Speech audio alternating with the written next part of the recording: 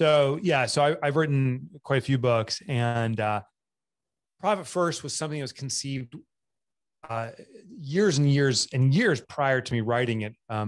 It came out of necessity. So the quick backstory is this. I was an entrepreneur ever since college. I've always been an entrepreneur. And I had some early successes. I had 2 exits. My first company was in the tech services space. A private equity group bought it.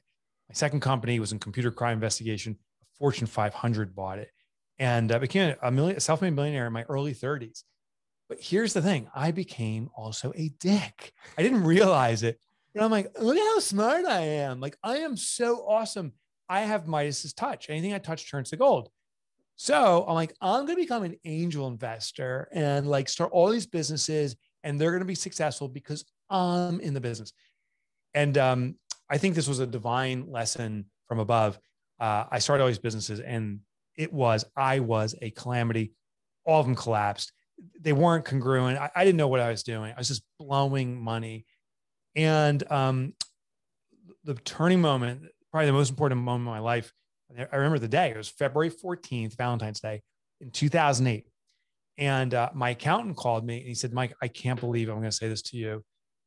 He's like, we've been working together for all these years. You've been so successful. He's like, you got to declare bankruptcy. You are done. Like, there's nothing left. He goes, or liquidate your remaining assets. And so I chose option 2. I felt that my creditors weren't responsible for my failure. I'm the one who did it to myself. And so I lost my house 30 days later. I lost my cars, everything. I came home to my family on that day and told them we're losing everything. And I was sobbing. My wife was stunned because I had been admittedly lying to them by omission. Like, everything's fine, when it wasn't. And my daughter and my son, my 2 sons were at the table, my wife. And I looked at my daughter and I'm like, I know you like to go horseback riding. And it's $20. It was $20 a session for like a group session. She was 9. And I'm like, you can't go horseback riding anymore. I can't afford it. And she stood up and she was crying. She ran out of the room as fast as she could. And I thought she was mad. And I get it. I wanted to run away too, but it wasn't either of those. She ran to her bedroom to grab her piggy bank, and she ran back to me as fast as little gangly legs could. She ran to me. She plops on the table. She goes, Daddy, I know you can't provide for us anymore, but I'll do it for us. And I get emotional. It was, she was saving to buy a horse, and she was willing to sacrifice her life's earnings for the dick, for me, the jerk who, I was so mad at myself.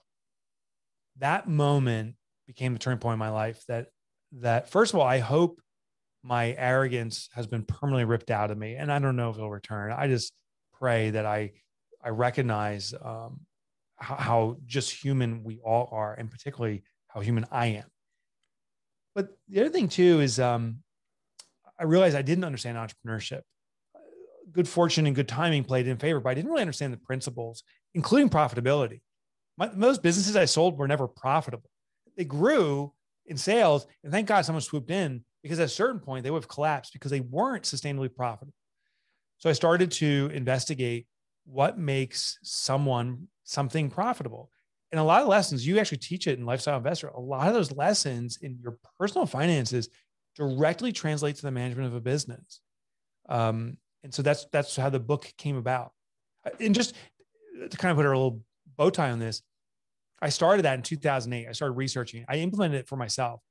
In 2021, so it's 13 years later now, I've had 51 or 52 consecutive quarters of profit distributions from my businesses. And listen, the first profit distribution was $8, but it was the first time ever money came out of my business where I didn't have to expense it. I wasn't putting on a credit card. The business just said, here's money, do what you want with it. And I bought a cup of coffee. It was amazing. And it's continued on perpetuity. And it was maybe now 6-7 years ago, I'm like, this has to be a book. And I made it into a book.